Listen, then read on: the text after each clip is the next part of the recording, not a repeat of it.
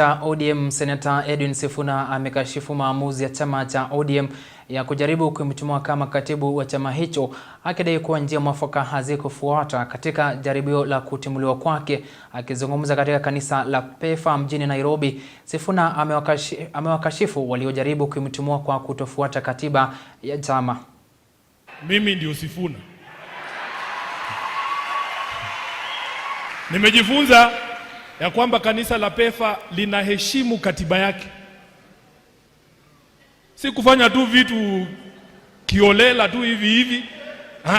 Wakati wana consecrate ama kuinstall bishop mpya, lazima katiba isomwe hapa. Nimesikia SG wao katibu wao mkuu ni PhD.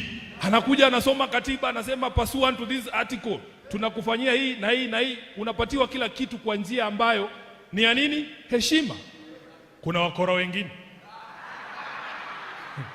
Kuna wakora wengine walijaribu kunifurusha kama SG wa ODM, hata hawezi kusoma katiba yao wenyewe wajue katiba inasemaje kuhusu njia ya kutoa SG wao.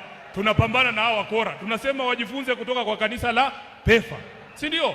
Sio kufanya tu vitu kimalamala. Unachukua mtu unamweka ati sasa wewe ndio SG, anza kusoma, anajiita mheshimiwa mimi. Nani huyo?